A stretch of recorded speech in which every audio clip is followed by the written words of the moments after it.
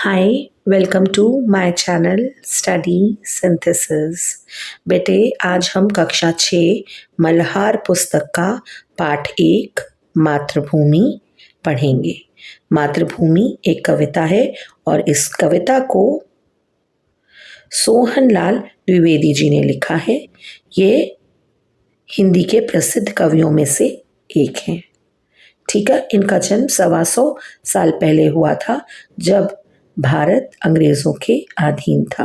अंग्रेजों का भारत पे आधिपत्य था। अंग्रेजों का हमारे देश पर राज था। तो अपनी लेखनी से कवि अंग्रेजों का विरोध किया करते थे और उनका प्रिय विषय देशभक्ति पर लिखना ही था। और वो भारत का गौरवगान करना बहुत पसंद करते थे। उनकी प्रसिद्ध रचनाओं में बढ़े चलो और कोशिश करने वालों की कभी हार नहीं होती है। ठीक है, चलिए अब हम कविता समझेंगे। ठीक है, ये देखिए, मातृभूमि। मातृभूमि मतलब हम अपने देश को मातृभूमि कह के संबोधित करते हैं, क्योंकि ये हमारी माँ है। ये भूमि हमारी माता है। तो कवि क्या कह रहे हैं कि ऊंचा खड़ा हिमालय आकाश चूमता है। भारत की उत्तर दिशा में हिमालय पर्वत श्रृंखला है। वो इतनी ऊंची है कि ऐसा लगता है कि वो आकाश चूम रही हो, आकाश छू रही हो। नीचे चरण तले झुक नित सिंधु झूमता है। जो भारत की दक्षिण है, उसमें हिंद महासागर है। ऐसा लगता है कि हिंद महासागर चरणों में झुककर भारत के उसके चरण चूम रहा है।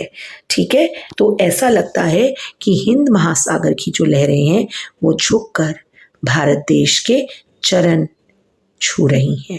ठीक है, गंगा यमुन त्रिवेणी नदियां लहर रही हैं, जगमग छटा निराली पग पग छहर रही है। गंगा और यमुना नदी के लिए यमुन शब्द का प्रयोग किया है ताकि लेखनी आसान हो सके, एक लय बन सके। तो गंगा, यमुना और त्रिवेणी, थ्री मीन्स तीन नदियां। तो गंगा, यमुना, सरस्वती नदियां, तीन नदियां जो हैं, ये इनकी लहरें भारत देश में उठ रही हैं और जगमग छटा निराली इनकी हर पल पग पग छहर रही है। मतलब हर पल इनकी छटा जो है, ये दृश्य निराला जो है, हर पल हर राह पे हर रास्ते पर दिखाई दे रहा है। हर पल ये दृश्य बहुत मनोहारी है और इसकी छटा निराली है और ये दिखाई देता है। अर्थात गंगा यमुना जैसी नदियां जब भारत देश के रास्तों से गुजरती हैं, हर छोटे कदम पर जो है इनकी छटा निराली, उसके आसपास का वातावरण मन को मोह लेता है। इतना सुंदर हमारा भारत देश है। वह पुण्य भूमि मेरी, वह स्वर्ण भूमि मेरी, वह जन्म भूमि मेरी, वह मातृभूमि मेरी। कवि क्या कहना चाह रहा है कि ये मेरी पुण्य भूमि है, यहीं मैंने सारे सत्कर्म किए हैं और जितने भी यहाँ के वासी हैं वो इसी भूमि के ऊपर अच्छे कर्म करते हैं, पुण्य कर्म करते हैं। और ये स्वर्ण भूमि है, यहाँ पर जो है फसलें लहलहाती हैं और हमारे देश को सोने की चिड़िया कहा जाता था उस समय पर।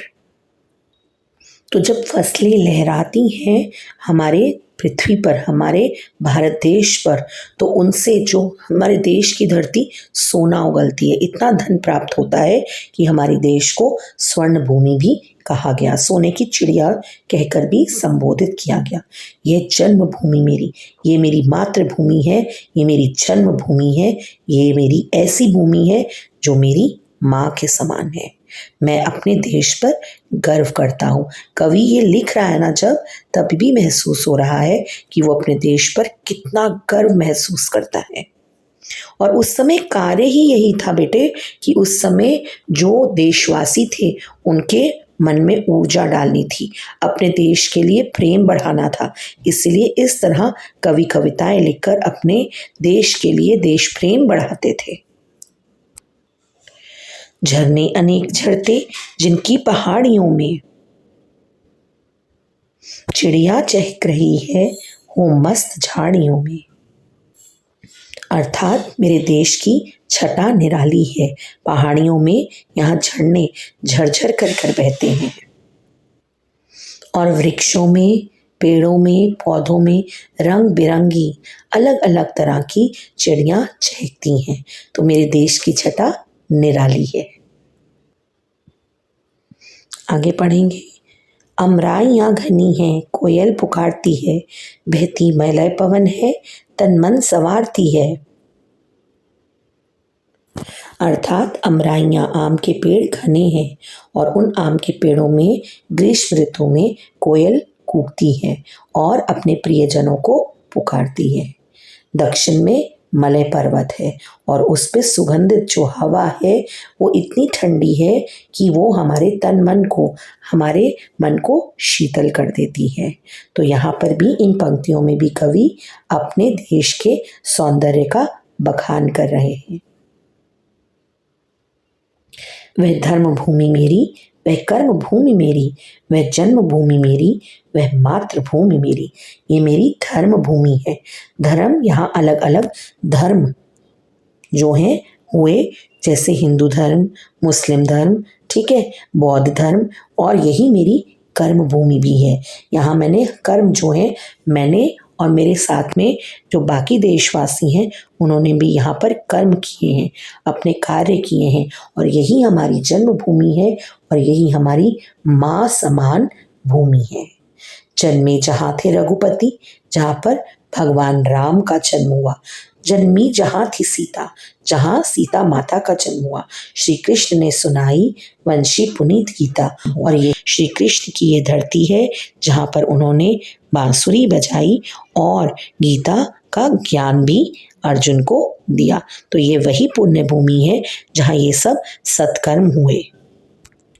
कवि अपने देश की जो है प्रसिद्धि है उसका गुणगान कर रहे हैं। आगे बढ़ेंगे।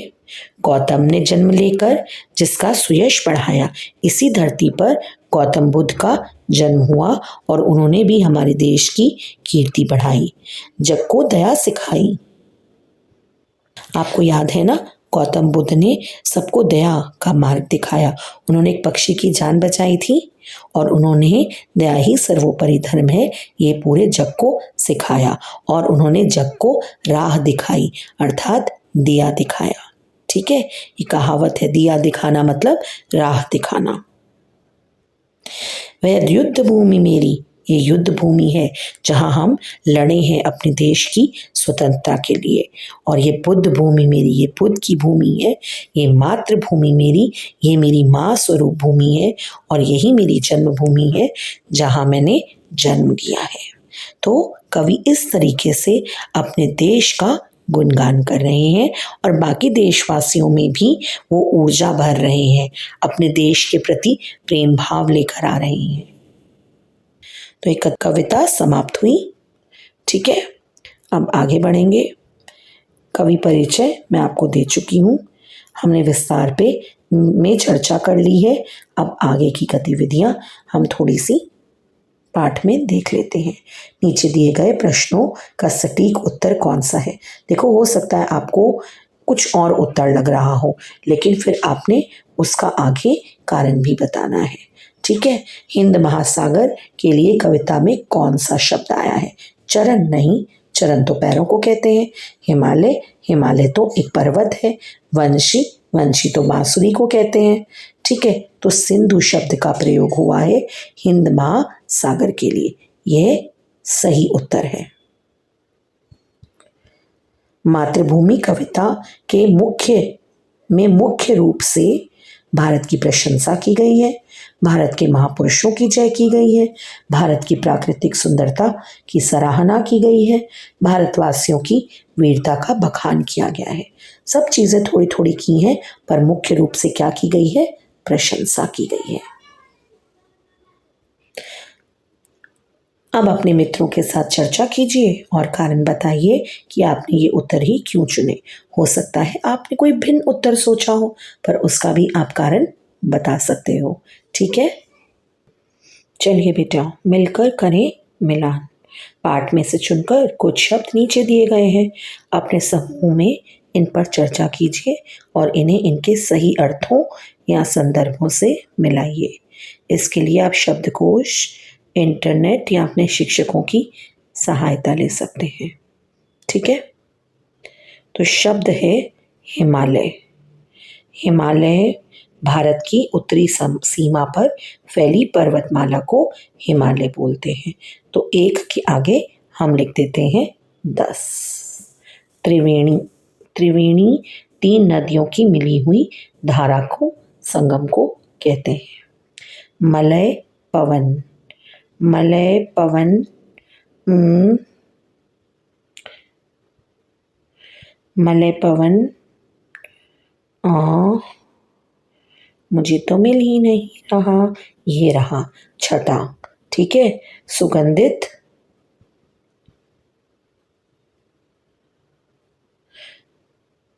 वायु, दक्षिणी भारत के मलय पर्वत से चलने वाली सुगंधित वायु। सिंधु, सिंधु किसके लिए प्रयोग किया गया है? समुद्र। एक नदी का नाम भी सिंधु नदी है। ठीक है, गंगा यमुना, गंगा यमुना 2 नदियों के नाम है। ठीक है, भारत की प्रसिद्ध नदियां 3, इनके लिए जो है गंगा यमुना। ठीक है, रघुपति भगवान रामचंद्र, श्री रामचंद्र का नाम है और ये दशरथ के पुत्र भी थे। ठीक है, फिर उसके बाद आ जाता है श्री कृष्ण वासुदेव के पुत्र, वसुदेव के पुत्र वासुदेव, ये श्री कृष्ण 7। ठीक है बेटे, मेरे एक स्क्रीन पे नहीं आएगा तो मैं जिस मोमेंट लिखती हूँ आप नोट कर सकते हैं। ठीक है, सीता, जनक की पुत्री जानकी सीता, ये 9 नंबर। और गीता एक प्रसिद्ध और प्राचीन ग्रंथ श्रीमद् भगवत गीता, इसमें वे प्रश्न उत्तर और संवाद हैं जो महाभारत में श्री कृष्ण और अर्जुन के बीच हुए। ठीक है, गौतम बुद्ध, गौतम बुद्ध एक प्रसिद्ध महापुरुष, बौद्ध धर्म के प्रवर्तक। तो ये मैंने बीच बीच में नंबर लिखे थे तो आप वो नोट कर सकते हैं। हमने सारे अर्थ, संदर्भ डिस्कस कर लिए हैं। ठीक है, अब हम आगे मूव करेंगे। पंक्तियों पर चर्चा। कविता में से चुनकर कुछ पंक्तियां दी गई हैं, इन्हें ध्यान से पढ़िए और इन पर विचार कीजिए। आपको इनका क्या अर्थ समझ में आया और फिर उस पर चर्चा कीजिए। हमने भी डिस्कस किया है, ये युद्ध भूमि मेरी, यहाँ बहुत युद्ध हुए हैं, मैंने भी बहुत संघर्ष किए हैं। ये बुद्ध की भूमि है, ठीक है, जहाँ मुझे दया पर ज्ञान प्राप्त हुआ। ये मेरी मातृभूमि है और यही मेरी जन्मभूमि है। कविता को एक बार फिर से पढ़िए और निम्नलिखित के बारे में पता लगाकर अपनी लेखन पुस्तिका में लिखिए। कोयल कहाँ रहती है? आम के पेड़ों पर। हमने यहाँ पर ये लाइन पढ़ी है ना, ये देखिए, ये रही। आमराइयाँ घनी है, कोयल पुकारती है। तो आमराइयाँ मतलब वृक्ष। किसके वृक्ष? आम के वृक्ष। कोयल कहाँ रहती है? आम के वृक्ष पर रहती है। ठीक है, फिर इसके बाद अगला प्रश्न, तन मन कौन संवारती है? मलय पर्वत की सुगंधित पवन तन मन को संवारती है। झरने कहाँ से झरते हैं? झरने भारत की पहाड़ियों से झरते हैं। श्री कृष्ण ने क्या सुनाया था? श्री कृष्ण ने बांसुरी सुनाई थी और फिर गीता का ज्ञान भी दिया था। गौतम ने किसका यश बढ़ाया? गौतम ने भारत देश का यश बढ़ाया। देखो यहाँ पे क्या लिखा है, जग को दया दिखाई, जग को दिया दिखाया, जिसका सुयश बढ़ाया। किसका? भारत देश का यश बढ़ाया। तो गौतम बुद्ध ने भारत देश का यश बढ़ाया। ठीक है, नदियां लहर रही हैं, पग पग छहर रही हैं। लहर का अर्थ क्या है? पानी का हिलोरा। जब पानी में वेग आता है, जोश आता है, तो उसे हम पानी की लहरें कहते हैं। छहर का अर्थ होता है बिखरना, फैलना। ठीक है, तो कविता पढ़कर ये जो लाइनें लिखी हैं, पंक्तियां लिखी हैं, कहाँ कहाँ छटा छहर रही है। ये देखो, ये पंक्तियां कहाँ लिखी हैं।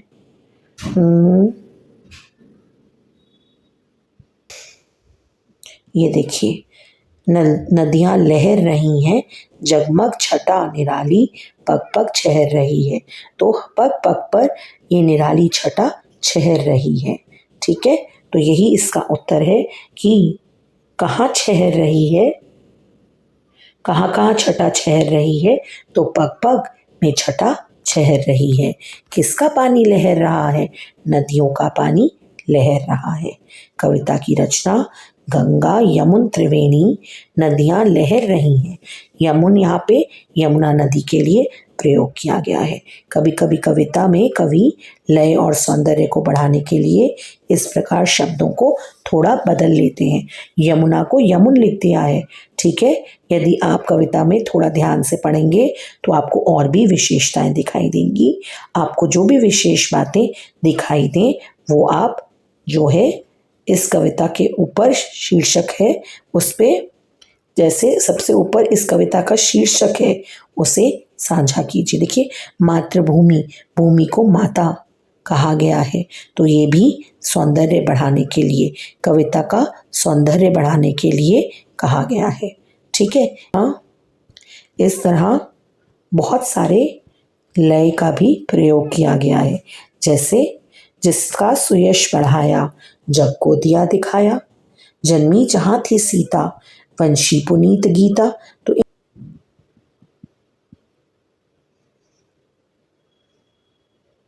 तो इन शब्दों का जो प्रयोग किया गया है ना, जैसे सीता, गीता, पढ़ाया, दिखाया, तो ये कविता के सौंदर्य को बढ़ाने के लिए किया गया है। ठीक है, आगे देखेंगे। और संदर्भ 1 और संदर्भ 2 में कुछ पंक्तियां दी गई हैं। मिलते जुलते वाली पंक्तियों को रेखा खींचकर जोड़िए। इसमें भी मिलान करना है। वह जन्मभूमि मेरी, वह मातृभूमि मेरी। इसका मतलब है मैंने इस भूमि पर जन्म लिया है, यह भूमि मेरी माँ के समान है। चिड़ियाँ चहक रही हैं हो मस्त झाड़ियों में, अर्थात यहाँ की जलवायु, यहाँ का एनवायरनमेंट इतना सुखदायी है कि पक्षी पेड़ पौधों के बीच में प्रसन्नता से गीत गा रहे हैं। जलवायु मतलब यहाँ का एनवायरनमेंट, यहाँ का क्लाइमेट। आमराइयाँ घनी हैं, कोयल पुकारती है। जहाँ आम के घने उद्यान हैं, बाग हैं जिसमें कोयल आदि पक्षी चहचहा रहे हैं। तो हमने ये मिलान कर लिया है। आगे बढ़ेंगे। अपने समूह में चर्चा कीजिए। आमराइयाँ घनी हैं, कोयल पुकारती है। कोयल क्यों पुकार रही होगी? ग्रीष्म ऋतु आ गई है। कोयल अपने प्रियजनों को ये पुकार पुकार के बताती है कि आम के ऊपर फूल लग गए हैं, बौर आ गया है, और अपने प्रियजनों को पुकार पुकार के आम के पेड़ों पर बुलाती है। ऐसा मेरा सोचना है, आप क्या सोचते हैं वो लिखिए। बहती मलय पवन है, तन मन संवारती है। पवन किसका तन मन संवारती है? पवन मेरे देश का, मेरे देशवासियों का तन मन संवारती है। वह ये कैसे करती है? ये सुगंधित हवा जो बहती है, इसीलिए इस सुगंध से जो है वो तन मन संवारती है। ऐसा मेरा मानना है। कवि ने भी ऐसा ही लिखा है। आप क्या सोचते हैं उस प्रकार आप उत्तर दीजिए। नीचे शब्दों से जुड़ी कुछ गतिविधियां दी गई हैं। इन्हें करने के लिए आप शब्दकोश, अपने शिक्षकों और साथियों की सहायता ले सकते हैं। जगमग छटा निराली, पग पग छहर रही है। पग शब्द 2 बार आया है। इसका अर्थ है हर पग या हर कदम पर। शब्दों के ऐसे ही कुछ जोड़े नीचे दिए हैं। घर घर मतलब हर घर, बाल बाल मतलब हर बालक, हर बच्चा। सांस सांस मतलब हर सांस में। देश देश मतलब हर देश में। और पर्वत पर्वत, पर्वत पर्वत अर्थात हर पर्वत के ऊपर। ठीक है, तो इस तरीके से ये किया जा सकता है। आगे बढ़ेंगे। यह युद्ध भूमि मेरी, वह बुद्ध भूमि मेरी। कविता में भूमि शब्द को अलग अलग शब्द से जोड़कर नए शब्द बनाए हैं। युद्ध भूमि मतलब जहाँ युद्ध हो रहा हो, बुद्ध भूमि मतलब बुद्ध की भूमि। आप भी नए शब्द बना सकते हैं। तपोभूमि, देवभूमि, देवभूमि बोला जाता है ना बहुत, देवभूमि उत्तराखंड। इस तरह से यहाँ मरुभूमि, रेगिस्तान को, ये मेरी कर्म भूमि है, यहाँ मैंने कर्म किए हैं। रंग भूमि अर्थात यहाँ मैंने मनोरंजन किया है। मल्ल भूमि, ठीक है, इस तरीके से शब्द बनाए जा सकते हैं। थोड़ा भिन्न थोड़ा समान। जग को दया दिखाई, जग को दिया दिखाया। दया और दिया में सिर्फ एक मात्रा का फर्क है, लेकिन इस एक मात्रा के कारण शब्द का अर्थ पूरी तरह बदल गया है। आप भी इस तरीके से सूची बना सकते हैं। देखो, घड़ा, घड़ी, घड़ा एक पात्र को कहा जाता है। घड़ी अर्थात जो हमें समय बताती है। दीन, दीन दुखी। दिन और दिन, दिन रात वाला, ठीक है ना। उस तरीके से एक शब्द एक मात्रा से अर्थ भिन्न हो गया, ठीक है। इस कविता में भारत का सुंदर वर्णन किया गया है। आप भारत को के किस स्थान पर रहते हैं, वह स्थान आपको कैसा लगता है। तो आप जिस भी स्थान में रहते हैं, जैसे मान लीजिए आप केरल में रहते हैं तो आप केरल की सुंदरता का बखान कीजिए। अगर आप मध्य प्रदेश में रहते हैं, राजस्थान, गुजरात, जिस भी स्थान पर आप रहते हैं, आपने उस स्थान की प्रकृति की, वहाँ पे किस तरह की प्रकृति है, आसपास कैसा है, कैसा भोजन किया जाता है, जलवायु कैसी है और वहाँ पे कौन सा प्रसिद्ध स्थान है, उसके बारे में आपने लिखना है। अपने परिवार के किसी सदस्य के बारे में, मैं अपनी दादी के बारे में लिख सकते हैं, अपने दादा के बारे में लिख सकते हैं, अपने पापा, पिता या माता के बारे में, भाई बहन के बारे में, किसी मित्र के बारे में। आपको जो भी बात अच्छी लगती है, जैसे मेरा प्रिय मित्र, मेरे पिता का नाम क्या है, इस तरीके से कह के आप लिखना शुरू करें और एक दो बातें लिख दें अच्छी अच्छी, है ना। ये अपने मन से कीजिए। वंशी से, श्री कृष्ण ने सुनाई वंशी पुनीत गीता। वंशी बांसुरी को कहते हैं, ठीक है। ये एक वाद्य यंत्र है जिसे बजाया जाता है फूंक कर, ठीक है, फूंक डालकर। तो इस तरह यहाँ इस कोश में बहुत सारे वाद्यों के नाम दिए गए हैं। आप उन वाद्यों के नाम खोजिए। ये देखिए, बांसुरी, शंख, शहनाई, ठीक है, अलगोजा, बीन, है ना। कितने शब्द तो मुझे मिल गए। आप भी खोजिए इस तरीके से शब्द और यहाँ आगे लिखिए। देखिए, अलगोजा, बीन, बांसुरी, ठीक है, फिर शहनाई, शंख, ये सब नाम आप लिख सकते हैं। आज हम आपके लिए एक अनोखी पहेली लाए हैं। ये भंग से क्या होगा, भंकोरा, ठीक है, भंकोरा भी है इसमें। तो इस तरह के वाद्य यंत्रों के नाम है। अच्छा ठीक है, आगे आ गए। आज की पहेली, आज हम आपके लिए अनोखी पहेली लाए हैं। नीचे कुछ अक्षर दिए हैं, आप इन्हें मिलाकर सार्थक शब्द बनाइए। आगे पीछे कर सकते हैं शब्दों को। देखिए, महासागर, ठीक है, फिर यहाँ क्या बनाएंगे हम, ही मा लय, ठीक है, गंगा, ठीक है, ये बन गए। और भी शब्द बना सकते हैं, भारत और भीतर। इससे क्या बनेगा, कोयल, मात्रा आप लगा सकते हैं, कोयल। ये आखिरी वाला, पवन, ठीक है। इस तरीके से आप शब्द बना सकते हैं। चलिए आगे चलेंगे। झरोखे से, आप अपने विद्यालय में वंदे मातरम गाते होंगे। किसने लिखा था वंदे मातरम, बंकिम चंद्र चट्टोपाध्याय, ठीक है। ये गीत स्वतंत्रता की लड़ाई में लोगों को प्रेरणा देने में काम आता था। जैसे जनगण मन है, ठीक है, वैसे ही राष्ट्रीय गीत जो है वो है वंदे मातरम। राष्ट्रीय गान जनगण मन और राष्ट्रीय गीत वंदे मातरम। देखिए इसका अर्थ दे रखा है, हे माता मैं तुम्हें प्रणाम करता हूँ। वंदे मातरम। सुजलाम सुफलाम, तुम जल से भरी हुई हो, तुम फलों से परिपूर्ण हो। मलयज शीतलाम, मलय पर्वत की बात की है ना, वहां से शीतल हवा प्रदान करती हो। सस्य श्यामलाम मातरम, अन्न के खेतों से परिपूर्ण हो। हे माता तुम वंदनीय हो, मैं तुम्हें प्रणाम करता हूँ। ठीक है। शुभ्र ज्योत्सना पुलकित यामिनी, जिसकी रमणीय ये रात्रि, रात को चंद्रमा का प्रकाश होता है। फुल्ल कुसुमित्र मुदिल शोभनीम, जो खिले हुए फूलों के पेड़ों से सजी हुई है।